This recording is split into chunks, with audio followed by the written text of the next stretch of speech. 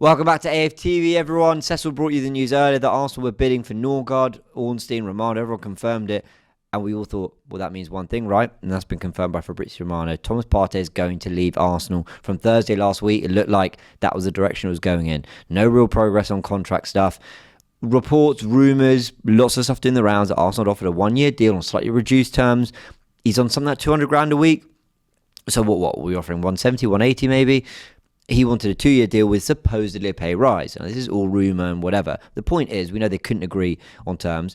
Now, Thomas Partey, who reported by David Ornstein wanted to stay at Arsenal wanted to keep him, now looks set to leave. Fabrizio Romano came in with this 24 minutes ago, saying Thomas Partey set to leave as a free agent at the end of the month. Story from last week has been confirmed. Obviously, Romano's at the forefront of everything that came out on Thursday last week. That it just wasn't looking like he was going to stay at Arsenal beyond the season he just had. He says that Arsenal have already activated options to replace Thomas Partey, with Nørgaard talks ongoing with Brentford. So, if you missed that, you wouldn't have. Of course, it was covered here on AFTV, but if you did, this is what Fabrizio Romano said, that Arsenal submitted a proposal worth 11 million euros. And asked this, why is it in euros? It's an English club dealing with an English club. Anyway, so what are we looking at? 8 to 9 million. Package for Christian Nørgaard. And he also credits Mads Glenn Waylast, who I think broke the news.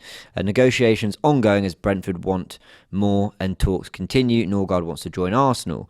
There was something, I think Sami Mokbel came in with a bit more detail around the fee. Let me just give this to you very quickly. Yeah, Arsenal interested in Brentford midfielder Nørgaard, exploring a fee of around 10 million plus up to 5 million add-ons linked to Partey's potential exit. Nørgaard not a long-term target, but Partey's situation has prompted interest in an experienced midfielder. Now, others have actually contradicted that, saying that there has been long-standing interest in Nørgaard. But anyway, look, back to the important stuff, which is Thomas Partey leaving. In terms of... We'll get to the Nørgaard thing in a sec. In terms of Partey leaving, I've been much more patient, I think, than most Arsenal fans in terms of the business Arsenal trying to do. On Forever Arsenal, I was starting to crash out slightly when I was basically saying that how are Arsenal in this situation where they don't really know which striker they want? It's dragging on a little bit. But I also acknowledged that Zubimendi was done, Kepa was done, and that other things were getting resolved. Rodrigo's a long-term target. That's going to take some time. I sort of acknowledged all those things. Sesko and Gyökeres, I don't expect to take much longer, but let's see. But the Partey thing really did... I found that really strange. How did we go basically the whole campaign, all sort of internalising, accepting this was Partey's last, only for with a month to go, everything to come out that Arsenal wanted to keep him, that Arteta, Partey, Arsenal wanted to come to a solution that at least kept him for another year. I'm thinking that's really strange. Is it simply because they're losing Jorginho, they don't want to disrupt that too much? Is it because they see giving him a new contract as cheaper than signing a new player? And maybe that would be the case. But I don't know. Now it's looking like actually they've sort of pivoted and gone, well, we can't agree to your terms. We're not going to be forced into your terms. And there's an option like Christian Nørgaard out there. We'll go into him in more detail in a sec. Partey was very good last season. He was. I think he started the season better than Nørgaard and Rice and then maintained that level, whereas Rice had sort of an exceptional end to the season. But if you look at the whole campaign, I think Partey was probably our best midfielder. The thing with Partey is that Arsenal... I'm conflicted between we don't want to completely reinvent that position, and that is kind of what we're doing with Zubimendi and Nørgaard being our option instead of Partey and Jorginho. But we also can't have Partey get injured and then it's just Zubimendi that we're relying on that area. Now, yes, Rice could play deeper, but then you're messing with another position. Next thing you've got two players not playing in the positions Arteta really wants them in, even though I'd like some different profiles in there in general, but that's what Arteta's looking to do. So there's so many ways Arsenal fans can look at this, and it's purely circumstantial. It kind of depends on what happens next season. That'll tell us whether Arsenal were right or wrong to go in this direction, which is not to meet Partey's terms and to go get a Nørgaard instead.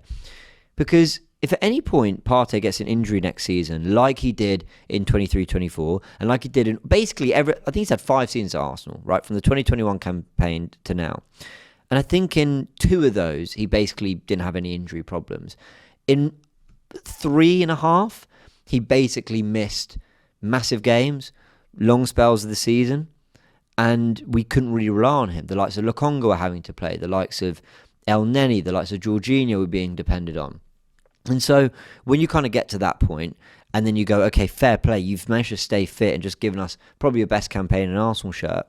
Arsenal are right to go, well, we'll give you one more year of that, but we're not looking to overcommit to a player whose quality isn't in doubt, but his kind of situation regarding his availability and stuff like that. Yeah, and Arsenal are probably trying to readdress the balance on the wages front, the salary front. And if Zubimendi is going to be a starter, then do they want a player on 200 grand a week sitting on the bench? I don't know, because one of the things I liked was I thought Partey and Zubimendi could actually play together. Zubimendi could play a little bit higher up the pitch. But anyway, all this to say that Arsenal are thinking about all these things, and clearly they haven't been able to find a resolution. When the Nørgaard stuff started coming out today, it became pretty clear, I think, to everybody, Partey's going. And within a few hours of the Nørgaard stuff, here we are. Arsenal have been weighing up all this stuff. But the reality is, if Zubimendi gets an injury, if Zubimendi can't play for whatever reason next season, and we bring Nørgaard in, the same, like I said, it's all circumstantial. So the critique that maybe some people hold now, which is we've downgraded our midfield options, Partey, we should have paid Partey what he's worth because ultimately it's about quality being there, then without Zubimendi and bringing in Nørgaard, all those points would be quite fair. Now, I think Nørgaard's a good player. I think he's a good player. But Partey and Jorginho are top number sixes on the ball. Declan Rice is very good on the ball, better than people think, but doesn't have that same, I don't want to use the word guile, but you get what I'm trying to say about what Jorginho and Partey have that Rice doesn't. And by the way, I think Rice is brilliant in that area of the pitch, just maybe not quite as good as them, but the question isn't about whether Rice can do that, it's about whether Nørgaard can. I had a very quick look at his FBref numbers, and you can't judge it too much, but it looks at how he is compared to other midfielders in the Premier League for this last campaign, and his passing numbers were poor. Like, it gives you the percentile ranking, so it gives you a good idea for how green the bar is, how big and green the bar is, basically tells you how highly he ranks for some pretty crucial stats on the passing front, on the ball front, and it's pretty disappointing. So, what is he? He's more of a jeweler, Nørgaard. He's more of a physical presence that, to be fair, is probably more in the mould of what Arteta wants in that position than even Jorginho and Partey. Nørgaard probably eats up ground a little bit better, but then Partey was better at that last season than I think people gave him credit for. So there's so many different things to consider. Ultimately, I think it comes down to this. Arsenal and Partey couldn't agree on terms. I don't think Berta maybe setting a standard this summer, and Arsenal looking to readdress the balance of the squad and the hierarchy with pay and all that. Arsenal probably going, we are not going to be, I don't want to use the word bullied, but they're not going to be forced into a deal they don't really want to do. So they've gone and got a Nørgaard, which some people might complain about, but is that the kind of player that is a dependable Premier League backup? Sure. That fits what Arteta wants from his midfielders? Absolutely. Who won't demand a crazy transfer fee or command a crazy transfer fee, demand a crazy salary, and is happy to be a number two and can maybe actually be used in midfield in a few different ways with Zubimendi. The word sensible comes out, right? But Zubimendi, while I think a great signing that people are really overlooking, is a standout to what is a sensible signing with Kepa, a sensible signing with Nørgaard, if that happens. There's reports about talks with Joro Hato. That would be exciting, but also sensible business. If we lose Kivior and Zinchenko, then we need to do something in that area. Otherwise, I think most Arsenal fans would be happy going to next season with the options we've got. And then all eyes continue to be on the striker and left winger. I think the left winger thing will drag on because we want a player that's not available in Rodrigo. Sesko and Gyökeres rages on. So guys, I'm waffling on, but the point I'm really trying to make here is Arsenal, I think, had to stand firm and are losing a very, very good player. But if he wasn't going to start anyway, let's look at it this way. Let me know in the comment section below, because I'm not going to comment on this because I haven't watched enough to know.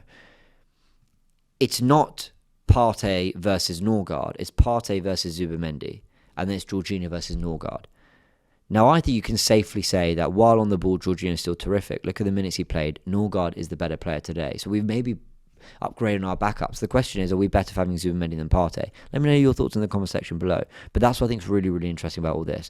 And if that's the route we've gone down to ultimately spend 80 million on Rodrigo and 65, 70 million on Gyökeres, then I can absolutely live with that and say it's probably smart business, as is the Kepa one.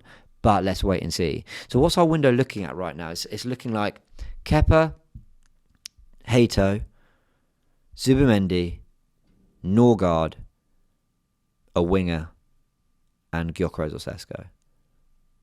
I think if people offered that window, provided that left wing is proper, like a Rodrigo, and we got Gyökeres for his numbers or whatever, and Hato came in, there's obviously a lot of hype around him, I think the general feeling would be that was a very promising window. I'd still like a 10, but I think a lot of people would be happy with that. But let me know in the comment section below what you all think. You know, there was this comment on X from Turkish. He replied to Fabrizio Romano. He went, "No way, Nørgaard wants to join Arsenal. Wow, I'm excited with goosebumps." I got to chat with him about this on Forever Arsenal. Oh, he's actually shown someone goosebumps. Fair play. So you know how Turkish feels, and I get it. There's a general underwhelming feeling amongst Arsenal fans. But if this is a quick resolution to something that has maybe gone a little bit longer than we were expecting, this Thomas Partey, and I think, fine. All eyes are on the left winger and striker, and I think everyone will stomach what's gone on with Kepa coming in, with Nørgaard, with maybe another left back, with obviously Zubimendi, which feels a bit watered down because it happened so long ago. I think all that will sit really nicely if you get the striker and the left winger correct. So let's see if Arsenal do. But those deals are dragging on, and when you look at Wirtz, you look at Shirky, you look at Delap, you look at Cunha, it's feeling like, why are we so slow to get in some of our main targets? But in Berto we trust, and I'll just wait a little bit longer, but let's see, because I understand why there's frustrations. And also some people will be frustrated simply because Arsenal are losing a very, very good footballer in Thomas Partey, and I'll be a part of it. So let me know your thoughts in the comment section below. I've asked a lot of questions there without giving too much opinion. I'm really curious what you all think. Zubimendi or Partey today, Nørgaard, Jorginho today. Who are the better players? Are Arsenal better in that position in the pitch? How do you feel about Nørgaard? How do you feel about Thomas Partey? Should we have met his demands for the sake of keeping a player of his quality in the squad? I'd love to know what you think. Hit the like button if you enjoyed this video. Let me know your thoughts in the comment section below, and I'll see you very soon.